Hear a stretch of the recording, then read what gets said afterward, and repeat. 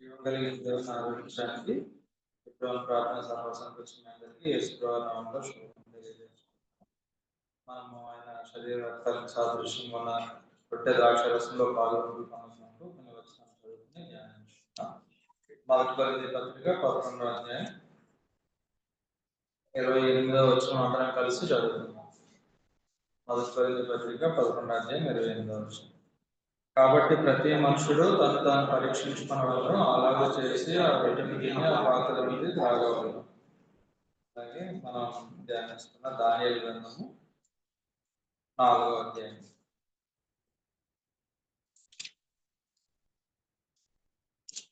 మొదటి నుంచి చివరి వరకు 37 వచనాలు ఉన్నాయి.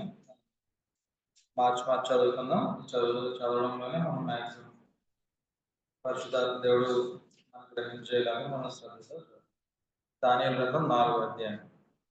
రాజు నెబుకద్నెజరు లోకమంతటా నివసించు సకల జనులకును దేశస్థులకును ఆయా భాషలు మాట్లాడే వారికి ఎలాగ సెలవిచ్చున్నాడు, మీకు క్షేమాభివృద్ధి కలుగును గాక.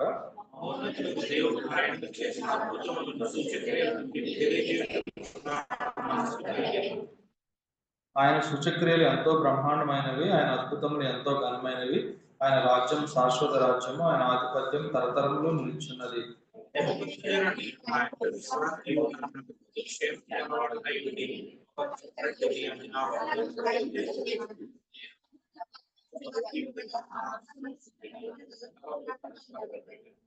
కావున స్వప్న భావం నాకు తెలియజేయటకే బహుళను జ్ఞానం అందరినీ నా ఎదుటికి పిలువనంపవని ఆజ్ఞ నేను ఇచ్చితిని.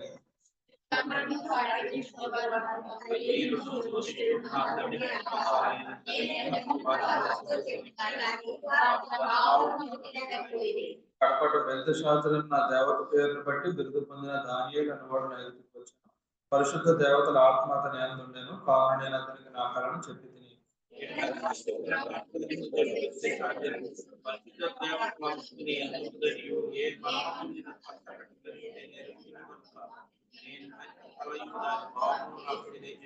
నేను నా పడక మీద పరుండి ఉండగా నాకు ఈ దర్శనములు కలిగాను. నేను చూడగా భూమి మధ్యన మిగులు ఎత్తుగల ఒక చెట్టు కనబడింది.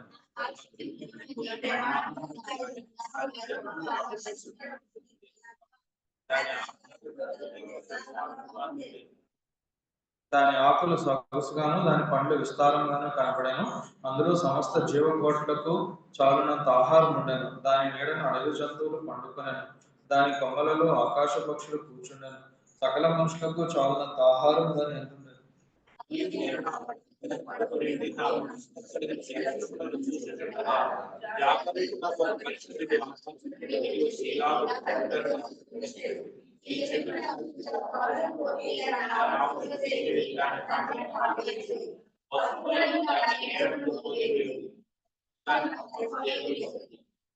అయితే అది మంచునకు తడిసి పశువుల వలె పచ్చికలో నివసించినట్లు దాని ముద్దును ఇనుము ఇత్తడి కలిసిన పట్టుతో గట్టించి పొలములోని గట్టి పాల్గొన్నట్లు దాన్ని భూమిలో విడువడు.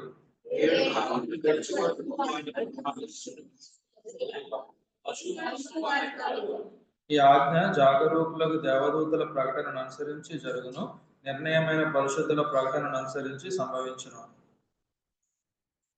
మహోన్నతులకు దేవుడు మానవుల రాజ్యం పైన అధికారి అయి ఉండి తాను ఎవరికి అనుగ్రహింప నిశ్చయించినా వానికి అనుగ్రహించినని ఆయా రాజ్యముల పైన అత్యల్ప మనుషులను ఆయన నియమించున్నాడని మనుషులందరూ తెలుసుకున్నట్లు ఇలాగ జరుగును.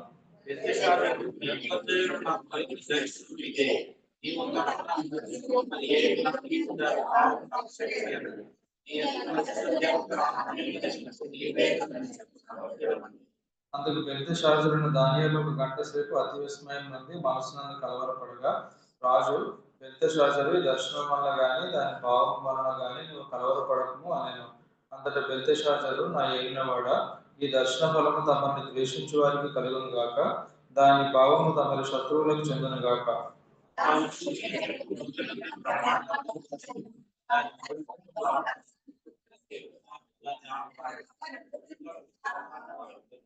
దాని ఆకులు సొగసుగాను దాని పండ్లు విస్తారములుగాను కనబడెను.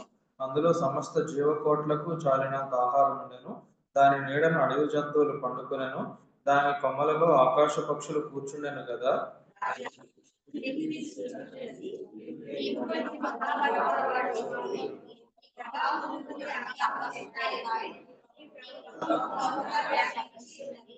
చెట్టును నరుకుము, దాని నాశనం చేయము గాని దాని ముద్దును భూమిలో ఉండనిమ్ము. ఇనుము ఇత్తడి కలిసిన పట్టుతో 7 కాలంలో గడిచే వరకు పొలంలోని పచ్చికలో దాన్ని కట్టించి ఆకాశపు మంచుకు తడవనిచ్చి పశువులతో పాలు పొందనిమ్మని జాగరూకుడు ఒక పరిశుద్ధుడు పరలోకం నుండి దిగి వచ్చి ప్రకటించుట నీవు వింటివి కదా.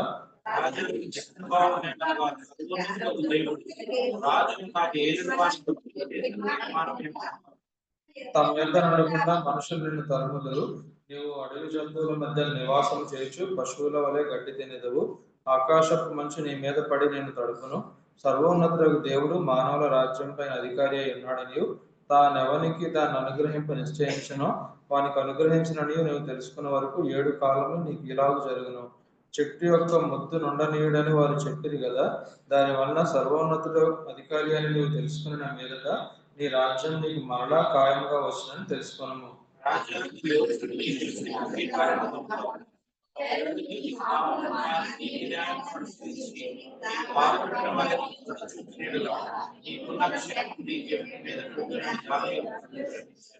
పైన చెప్పినదంతయు రాజుకు నెబుకద్నెజరునకు సంభవించను.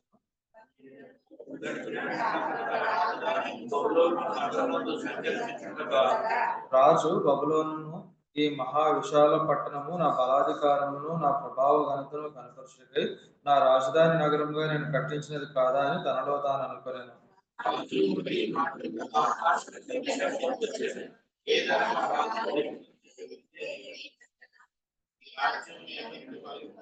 తమ యొక్క మనుషులను తరిమెదరు. నువ్వు అడవి జంతువుల మధ్య నివాసం చేయొచ్చు, పశువుల వల్లే గడ్డి తీసుకు. సర్వోన్నతులకు దేవుడు మానవుల రాజ్యం పైన అధికారి ఉండి తాను ఎవరికి దాన్ని అనుగ్రహింప నిశ్చయించినో దాన్ని వానికి అనుగ్రహించిన తెలుసుకున్న వరకు 7 కాలంలో నీకు ఇలాగ జరిగిందని చెప్పాను.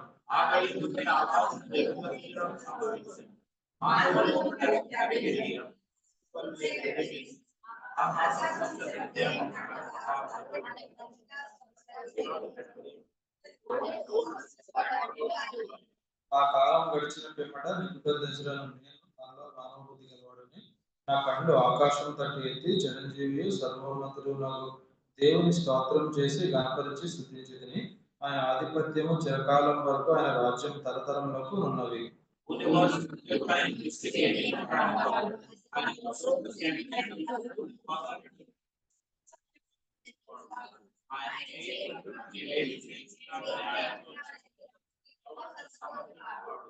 ఆ సమయం వల్ల నా బుద్ధి మరలా నాకు వచ్చాను. రాజ్య సంబంధమైన ప్రభావమును నా ఘనతయు నా తేజస్సును నాకు కలిగాను. నా మంత్రులను నా క్రింది అధిపతులను నా యొక్క ఆలోచన చేయవచ్చుది. నా రాజ్యం నాకు స్థిరపడగా నేను మరి ఎక్కువ ఘనత నిధిని.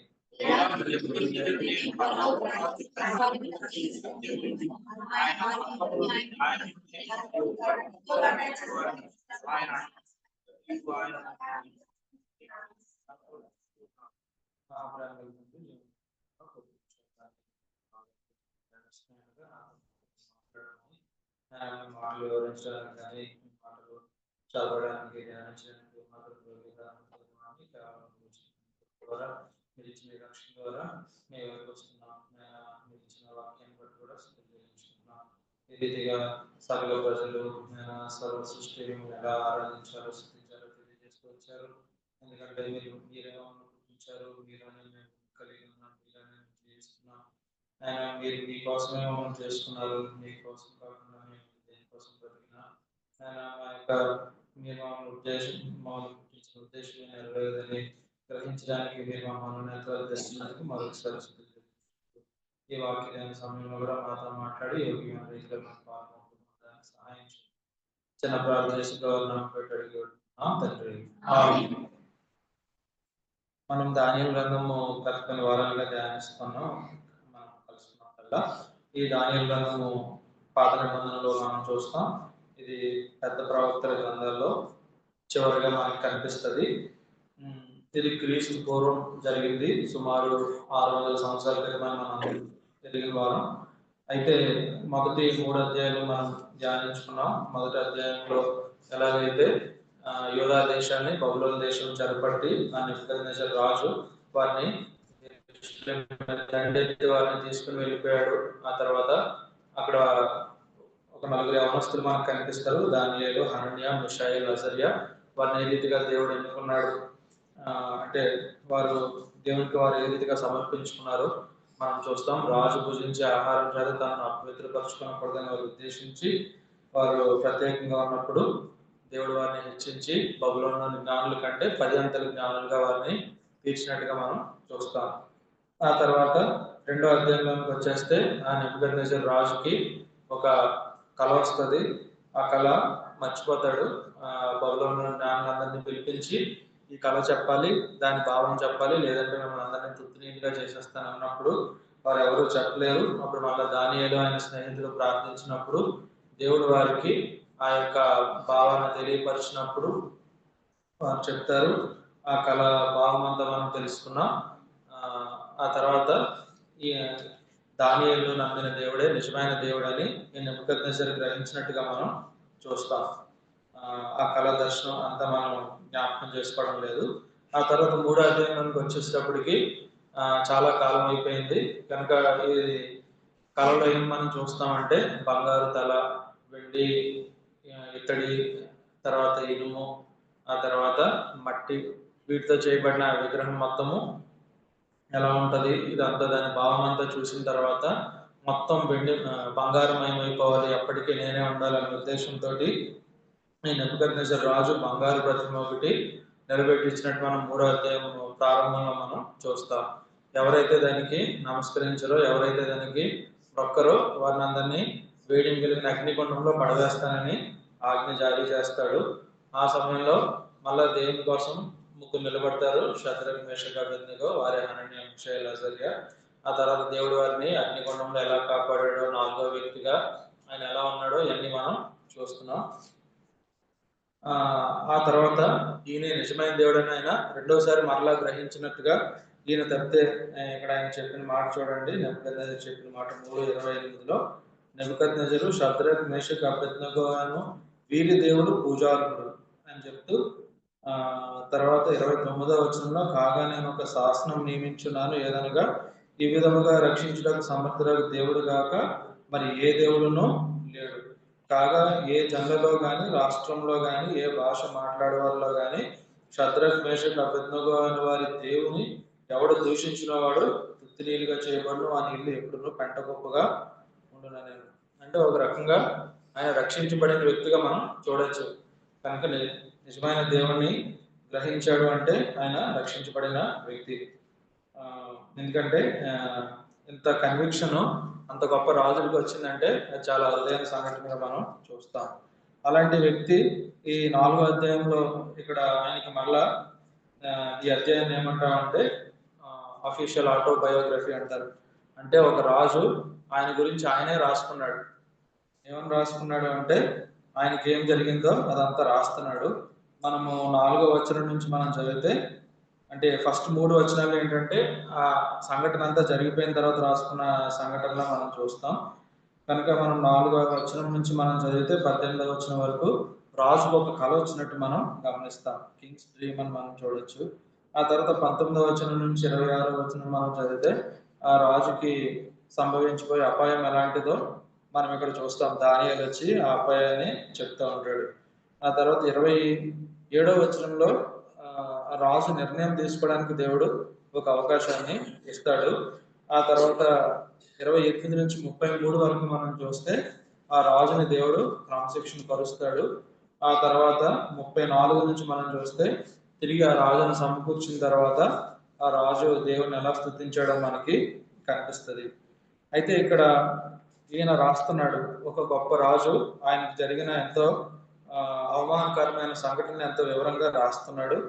మనం గమనిస్తే 4వ వచనం నుంచి ఈయనకి ఒక నెబుకద్నెజరు అనే నేను నా ఇంట విశ్రాంతియు నా నగరమందు క్షేమమును గలవాడనై ఉండి ఒక కల కంటిని, అది నాకు భయం కలుగు చేశాను. ఈయనకి ముందు కూడా ఒక కళ వచ్చింది.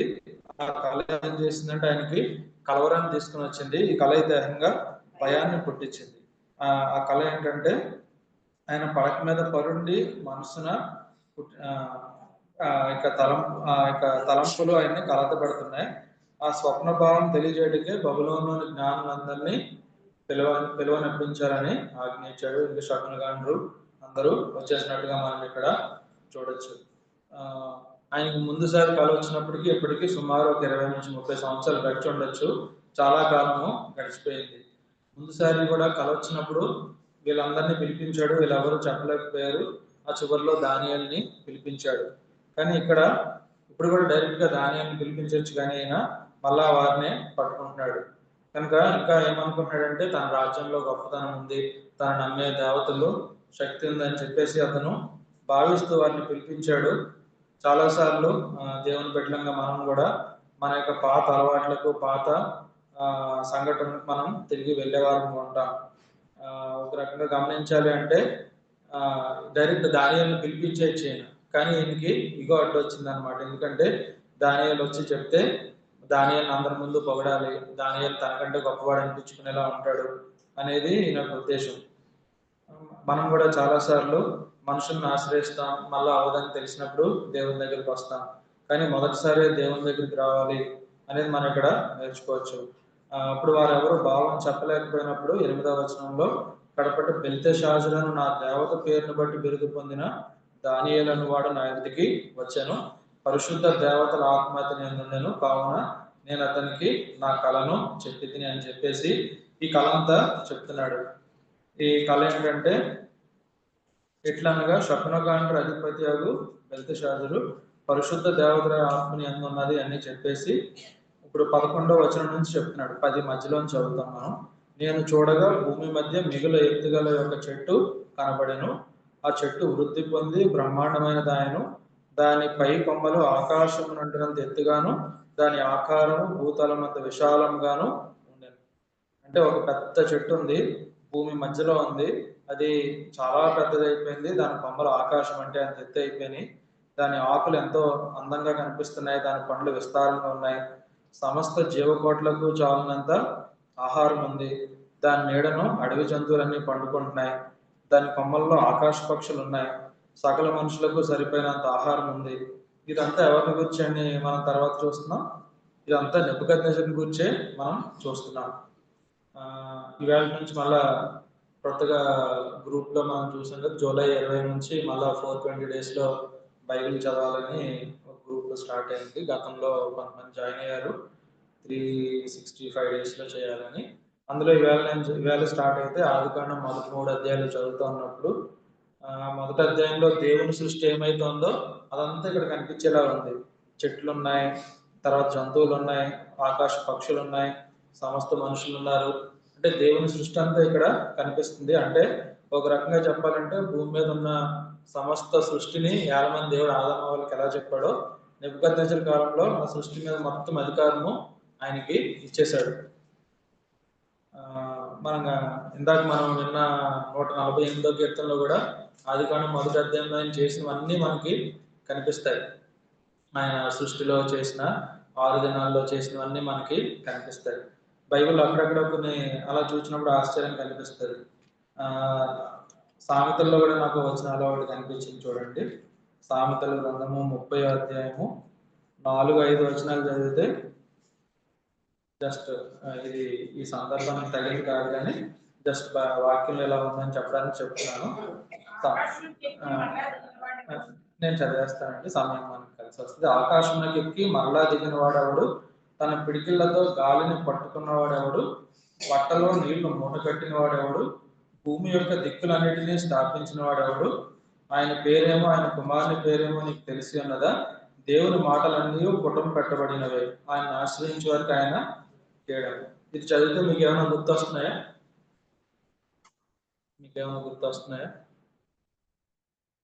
పంచభూతాలు అంటారు కదా, నింగి, నేల, నిప్పు, నీరు, గాలి అన్ని కనిపిస్తాయి. ఆకాశం నాకు ఎక్కి అనే ఆకాశం గురించి కనిపిస్తుంది. 2వ లైన్లో గాలి కనిపిస్తుంది. 3వ లైన్లో నీళ్లు కనిపిస్తాయి. తర్వాత భూమి కనిపిస్తుంది. 5వ వచనంలో ఆయన మాటలన్నీ పుటం అంటే అగ్ని గుర్తొస్తుంది. అలాగా పంచభూతాలని వికృతమైన వేడుకుంటే లైన్ అయిపోతాయని మనం 2వ పేతురు పత్రికలో చూస్తాం కదా. అలాగా ఈ 2వ వచనంలోనే పంచభూతాలన్నింటినీ ఈ యొక్క గ్రంథకర్త రాసినట్టుగా మనం గమనించవచ్చు. సరే, మళ్ళీ మనం దానియేలు గ్రంథంలోనికి వచ్చేస్తే ఇక్కడ ఆయన సృష్టిలో ఉన్న సమస్తము మనకి ఇక్కడ కనిపిస్తుంది.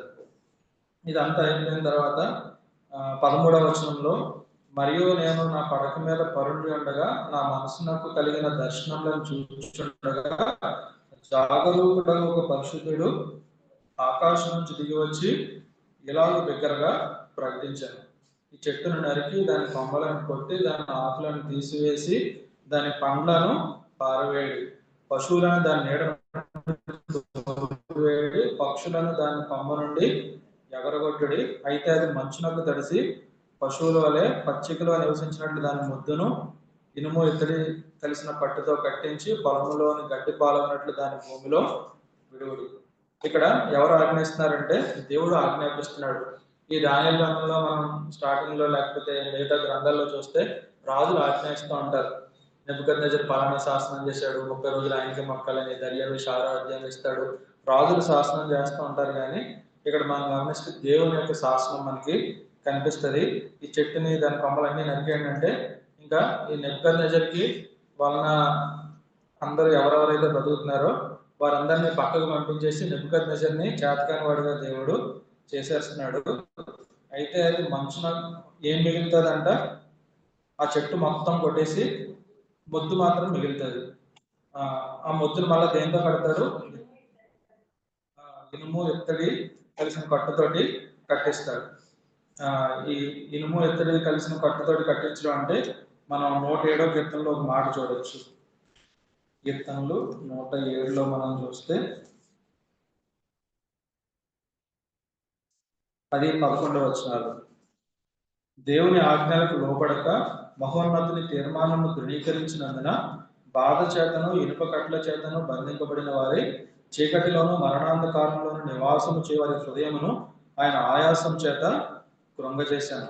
కనుక ఇనుముతోటి ఇద్దరితోటి ఎందుకు కడతాడంటే ఎవరైతే దేవుని ఆజ్ఞలకు లోబడకుండా మహోన్నతుని ఆజ్ఞను తృణీకరిస్తారో ఆయన తీర్మానాన్ని, అలాగే నెబుకద్నెజర్ని దేవుడు ఆ రీతిగా శిక్షిస్తున్నట్టు ఇక్కడ మనకు అనిపిస్తుంది. ఇందాక మనం చదువుకున్న హల్లేలు కీర్తనలో కూడా ఒక మాట కనిపిస్తుంది. 149వ కీర్తన 8వ వచనం, గొలుసులతో వారి రాజులను ఇనుప సంకర్లతో వారి కనులను బంధించుటకును విధింపబడిన తీర్పు వారి మీద నడుపుటకును వారి చేతిలో 2 అంచుల గల ఖడ్గం ఉన్నది, ఆయన భక్తులకు అందరికీ ఘనత ఇదే. కనుక ఈ రాజులను ఆయన ఏం చేస్తాడంట, ఇనుప సంఖ్యలతోటి వారి గనుల్ని రాజులని గొలుసులతోటి వారి గనుల్ని ఇనుప సంఖ్యలతో బంధిస్తాడు అనే సంఘటన మనం ఇక్కడ కీర్తనలో ఉన్నట్టు మనం చూడొచ్చు. కనుక ఈ చెట్టు కూడా మనం దేనికి సాదృశ్యంగా చూస్తామంటే బైబిల్లో అనేక సార్లు ఈ చెట్లు రాజులకు కానీ ఆయా రాజ్యాలకి ఆయా దేశాలకు సాదృశ్యంగా ఉన్నట్టు మనం చూస్తాం. అందుకే లూకా సువార్త 24లో, మత్తయి సువార్త 24లో, లూకా 21లో యేసుప్రభువు చెప్తారు కదా, అంజూరపు చెట్టు చిగురించాడు ఇంకా లేకపోతే మీరు దాన్ని గమనించండి అంటే అంజూరపు చెట్టు ఇశ్రాయేల్ దేశాన్ని సూచిస్తుంది అనుకుంటాం. కనుక దేవుడు చెట్లను కొన్ని రాజులకు కానీ లేదంటే ఆయా దేశాలకు కానీ సూచన ఉంచినట్టు మనం గమనించవచ్చు. మొత్తాన్ని తీర్చేస్తాడు దేవుడు. అయితే ఇక్కడ మనం ఏం గమనిస్తామంటే తర్వాత ఒక మొద్దును మాత్రం దేవుడు ఉంచుతున్నాడు. ఆ మొద్దు దేనికి సాదృశ్యంగా మనం చూడవచ్చు,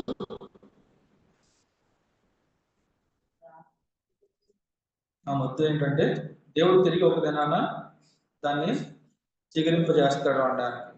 చూడండి, యెషయా గ్రంథం 11వ అధ్యాయంలో 1వ వచనం మనం చదువుతాం. యెషయి మొద్దు నుండి చిగురు పుట్టును, వాని వేరుల నుండి అంకురం ఎదిగి ఫలించును. యెషయి అంటే ఎవరు చెప్పండి, దావీదు యొక్క తండ్రి. కనుక మొత్తం ఇశ్రాయేల్ దేశం అంతా వారందరూ చెరలోనికి వెళ్ళిపోయినా, ఎలా నాశనం అయిపోయినా ఆ మొద్దులోంచి యేసుప్రభువు అనే చిగురుని ఆయన పుట్టిస్తాడని మనం అక్కడ గమనించవచ్చు. అలాగే యోగు భక్తుడు కూడా మొద్దు గురించి రాస్తాడు. యోగు గ్రంథం 14వ అధ్యాయము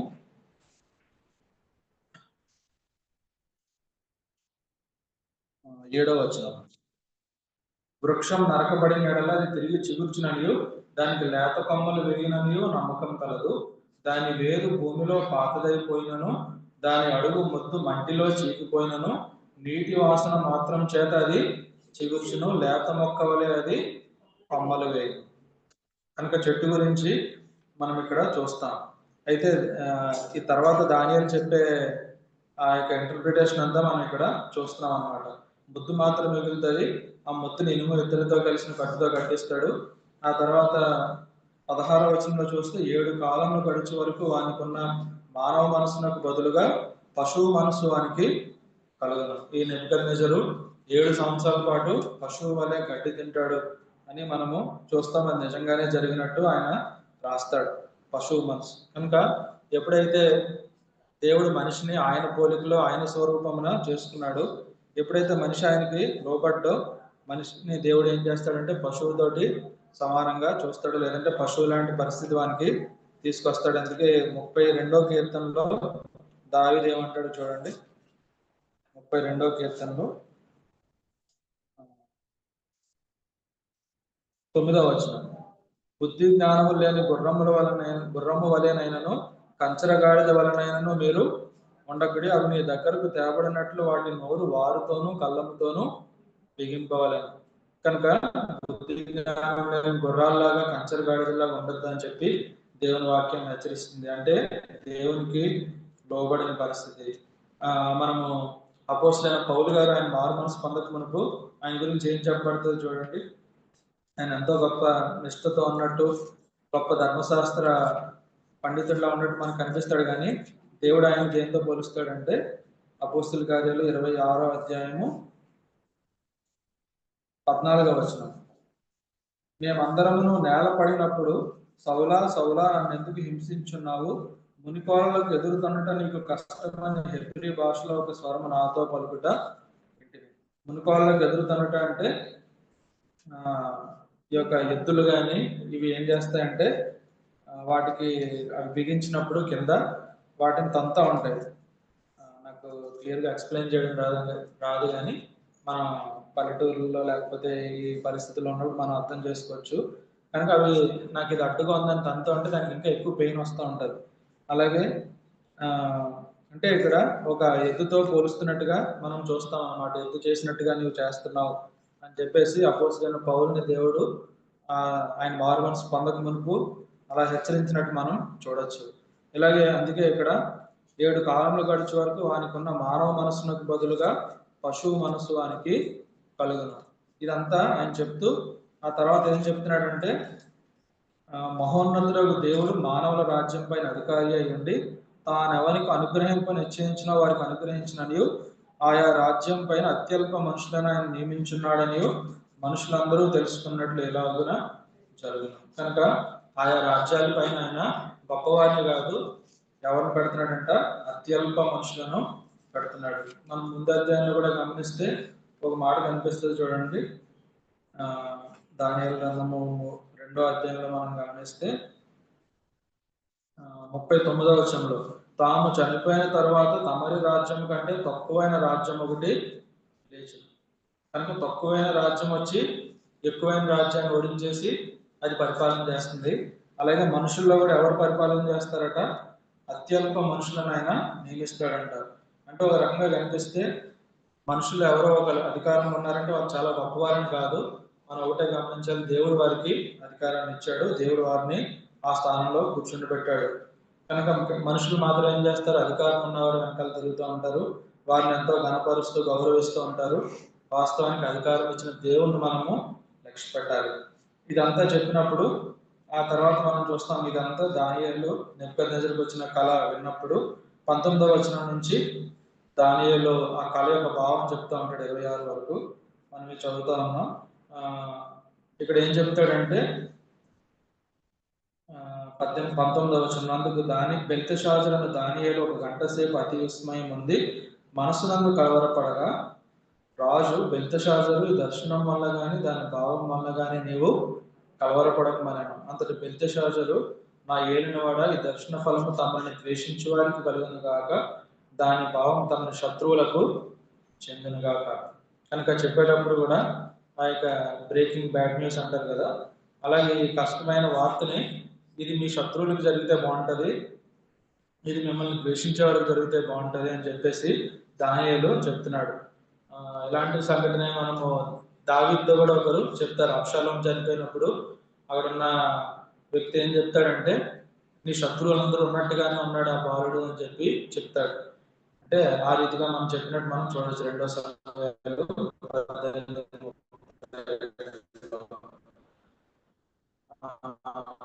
అయితే ఇప్పుడు ఈయన ఏం చెప్తాడంటే దానియేలు ఎలాంటి సంకోచం లేకుండా ఉంది.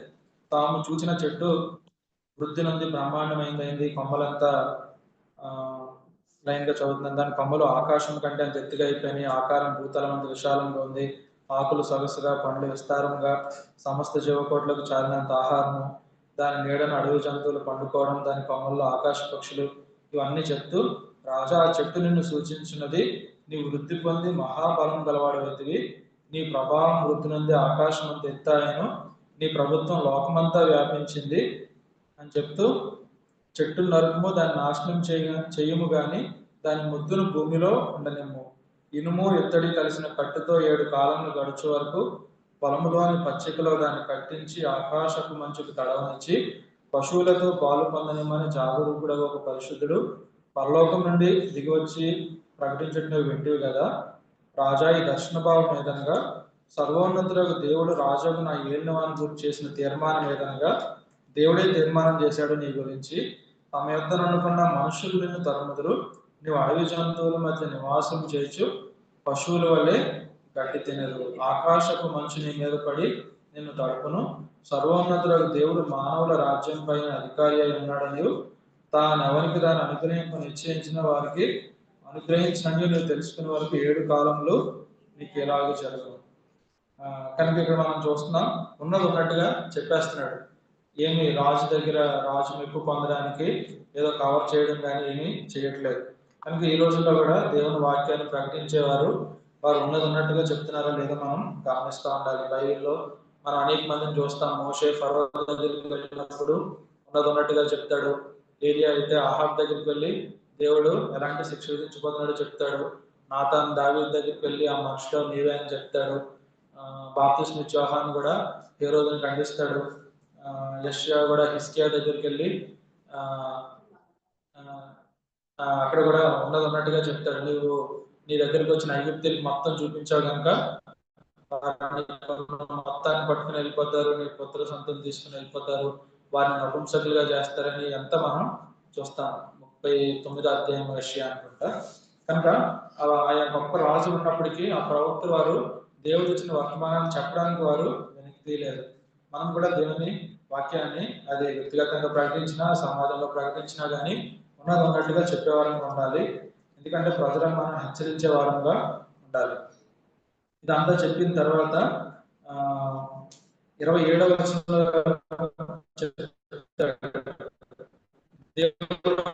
అవకాశం ఇస్తాడన్నమాట.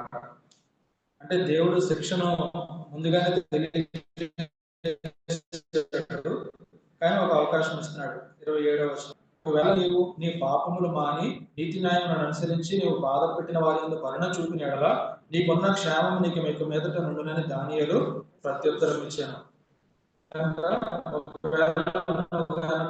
మారావు అంటే మనము యోనా ఇస్తాడు, తను చేస్తానన్న కీడును చేయక మారుతాడు. అలాగే ఇక్కడ కూడా నువ్వు మారితే ఈ కళ్ళలో చెప్పిందంతా నీ మీదకి జరగదు అని చెప్పి చెప్తున్నాడు. కానీ ఈయన చేసిన పనులేంటో ఆయన కొడుకుతో చెప్తాడు, బెల్షస్సర్ తోటి. చూడండి 5వ అధ్యాయము 19వ వచనం. 5:19. బెల్షస్సర్ నెబుకద్నెజర్ తర్వాత ఆయన రాజు. వాస్తవానికి ఆయన మనవడు అవుతాడు కానీ రాజు తండ్రి అని చెప్పి చెప్తున్నట్టు మనం చూస్తాం. చూడండి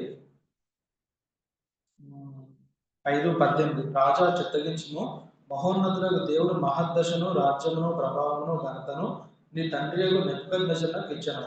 దేవుడు అతనికి మహద్దశ ఇచ్చినందున తాను ఎవరిని చంపగోరినో వారిని చంపెను, ఎవరిని రక్షింపగోరినో వారిని రక్షించెను, ఎవరిని హెచ్చింపగోరినో వారిని హెచ్చించెను, ఎవరిని పడవేయగోరినో వారిని పడవేసెను. కాబట్టి సకల రాష్ట్రములను జనులను ఆయా భాషలు మాట్లాడేవారును అతనికి భయపడుచు అతని ఎదుట వణకుచూ నుండి. అయితే అతని మనసును అతిశయించి బలత్కారం చేయుటకు అతని హృదయమును కఠినం చేసుకొనగా దేవుడు అతని ప్రభుత్వం అతని వద్ద నుండి తీసివేసి అతని ఘనతను పోగొట్టాను. అప్పుడు అతడు మానవుల వద్ద నుండి తరుమబడి పశువుల వంటి మనసు గలవాడాయను. మహోన్నతులకు దేవుడు మానవుల రాజ్యములలో ఏలుచు ఎవరిని స్థాపింపగోరునో వారిని స్థాపించిన అతడు తెలుసుకున్న వరకు అతడు అడవి గాడిదల మధ్య నివసించుచు పశువుల వలె గడ్డి మేయిచు ఆకాశపు మంచు చేత తడిసిన శరీరము కలవాడాయను. బెల్షస్సరు అను అతని కుమారుడు నీవు ఈ సంగతి అంతయు ఎరిగి ఉంది. కనుక ఇదంతా చెప్తున్నాడు. నీ తండ్రి లేకపోతే నీ ముందున్న రాజు అని నెబుకద్నెజరు ఎలా గర్వించాడో అవన్నీ తర్వాత రాజు అని బెల్షస్సరుకు చెప్తున్నాడు. అది ఈ సంఘటన గురించి 4వ అధ్యాయంలో ఉన్న సంఘటన మనం చూస్తాం. కనుక ఆయనకి దేవుడు అధికారం ఇస్తే చెప్తారు ఏంటంటే ఒక వ్యక్తి యొక్క క్యారెక్టర్ మనకు తెలియాలంటే అతనికి అధికారం ఇచ్చి చూడాలని. ఎందుకంటే అధికారం ఇచ్చినప్పుడే సమస్తము వారి చేతిలో ఉంటాయి కనుక వారు ఎలా చేస్తారు, వారి అధికారం రాకముందు ఎలాంటి వాగ్దానాలు చేశారు, అధికారం వచ్చిన తర్వాత వారు ఎలా ప్రవర్తిస్తారు అనేది మనం గమనించవచ్చు. ఇక్కడ కూడా ఈయన ఏం చేస్తున్నాడంటే తనకు నచ్చినట్టు చేస్తున్నాడు. ఒక రూల్ ప్రకారం లా ప్రకారం చేయట్లేదు. అందుకే సామెతల్లో ఒక మాట రాస్తాడు చూడండి, ఒక రాజు యొక్క రాజ్యం స్థిరంగా ఉండాలి అంటే సామెతలు 29:14 ఏ రాజు దరిద్రులకు సత్యముగా న్యాయం తీర్చునో ఆ రాజు సింహాసనం నిత్యముగా స్థిరపరచబడదు. కనుక ఒక రాజు యొక్క సింహాసనం నిత్యంగా స్థిరపరచబడాలి అంటే అతడు దరిద్రులకు సత్యంగా న్యాయం తీర్చాలి. కానీ ఈ లోకంలో ఉన్న రాజులందరూ దరిద్రులకు అన్యాయంగా, ధనవంతులకు వారికి కావలసినట్టుగా తీర్పిచ్చే రోజులు మనకి కనిపిస్తున్నాయి. కనుకే వారి సింహాసనాలన్నీ ఒక దినాన కూలిపోతాయి. ఇది దేవుడు నెబుకద్నెజరుకి ఒక ఛాన్స్ ఇస్తున్నాడు. కానీ ఛాన్స్ ఇచ్చిన తర్వాత కూడా చూడండి 28వ వచనంలో పైన చెప్పినదంతా రాజు నెబుకద్నెజరుకు సంభవించను. 12 నెలలు గడిచిన పిమ్మట అతడు తన రాజధాని బబులోను నగరం నందు సంచరించుండగా 12 months టైం కూడా దేవుడు, 1 సంవత్సరం టైం కూడా దేవుడు ఇచ్చాడు ఆయనకి. ఆ తర్వాత ఈయన చేసిన పరిస్థితి ఏంటో మనం చూడవచ్చు. 30వ వచనంలో బబులోనును ఈ మహా విశాల పట్టణము నా బలాధికారమును నా ప్రభావ ఘనతను కనపరుచుటకై నా రాజధాని నగరంగా నేను కట్టించినది కాదా అని తనలో తాను అనుకోలేను. కనుక ఇదంతా కట్టించింది నేను కాదా అని తను అతిశయిస్తున్నాడు. ఎంతో గర్వంతో ఉన్నాడు. తాను సాధించిన దాన్ని బట్టి, తాను కష్టపడిన దాన్ని బట్టి. వాస్తవానికి మనుషుల యొక్క కష్టం ఉండొచ్చు, అన్నీ ఉండొచ్చు, కానీ గర్వం అనేది ఉండకూడదు. ఎందుకంటే సమస్తము దేవుడిచ్చిందే, దేవుడి నుంచే మనము పొందుకున్నది అనే సంగతి మనం ఇక్కడ గ్రహించవచ్చు, ఎప్పటికీ గ్రహించాలి. యెషయా గ్రంథం 14వ అధ్యాయంలో చూస్తాం. లూసిఫర్ ఆయన ఏమనుకుంటాడు, ఆకాశానికి ఎక్కిపోయేదను, మహోన్నతుని పైన నన్ను నేను కనపరుచుకుందని అనుకున్నాడు. దేవుడు ఆయన్ని పడగొట్టేశాడు. కనుక ఎటువంటి అతిశయము పడిపోవటకు ముందు ఏముంటుందంట, నాశనం ముందు గర్వము, పడిపోవటకు ముందు అహంకారమైన మనసు నడుచునని మనం చూస్తాం. సామెతలు 16-18 అనుకుంటా. కనుక ఇక్కడ వెంటనే ఈయన ఇలా మనసులో అనుకుంటున్నాడు. వాస్తవానికి బయటకు కూడా అనలేదు. తన యొక్క గర్వాన్ని మనసులోనే అనుకుంటున్నాడు. కనుక దేవుడు మన మనసులో పుట్టే ప్రతి తలంపుని ఆయన ఎరుగుతాడనే సంగతి మనం గ్రహించవచ్చు. రాజు నోట ఈ మాట ఉండగా ఆకాశం నుంచి శబ్దం వచ్చింది. ఏదనగా రాజు నెబుకద్నెజరు, ఇదే నీకు ప్రకటన, నీ రాజ్యం యొద్ద నుండి తొలగిపోయాను. కనుక దేవుని తీర్పులన్నీ ఎలా ఉంటాయంటే ఇమీడియట్ గా వచ్చేస్తాయి. సామెతలు 29:1 అనుకుంటే, ఎన్నిసార్లు గర్జించినను లోబడిన వాడు మరి తిరిగి లేకుండా హఠాత్తుగా నాశనం. ఎవరు వచ్చి లేకపోతే అతని మీద యుద్ధం చేయడమో, ఒక వారం రోజులు, నెల రోజులు జరగడం కనిపించదు. జస్ట్ అదే సమయంలో అతని రాజ్యం మిగిలిపోయింది. చూడండి, సేమ్ ఇది 5వ అధ్యాయం లాస్ట్ లో కూడా కనిపిస్తుంది.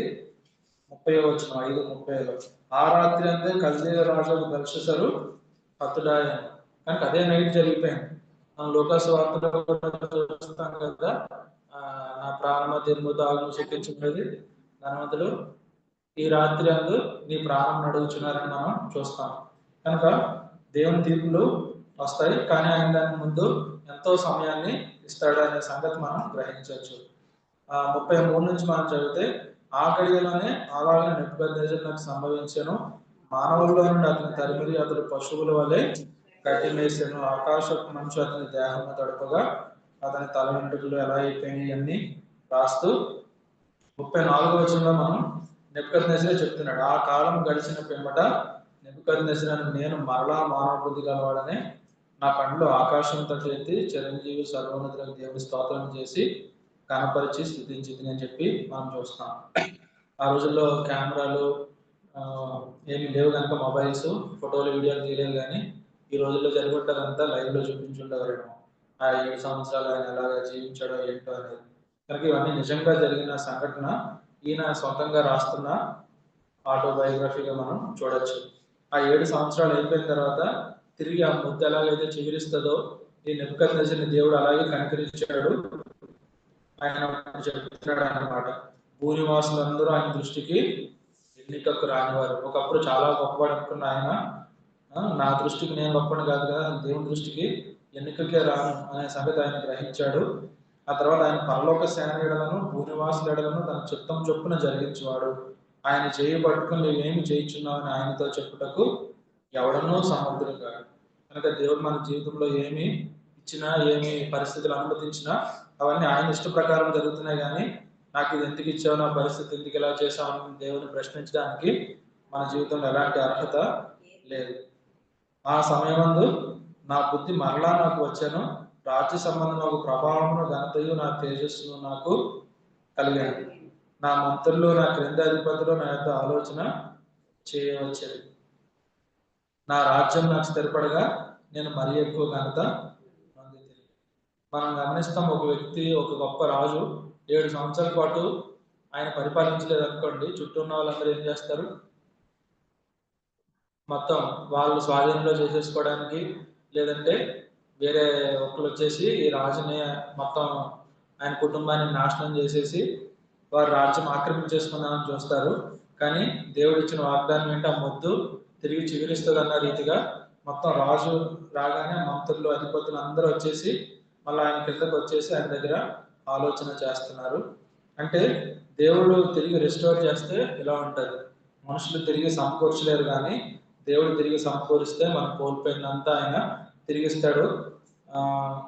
గమనిస్తాం చాలాసార్లు, ఎవరికైనా మానసిక వ్యాధి అలాంటిది ఏదైనా వచ్చిందంటే అందరూ వారిని అవమానపరుస్తారు. మెంటలోడు, పిచ్చోడు, పిచ్చాని అంటారు.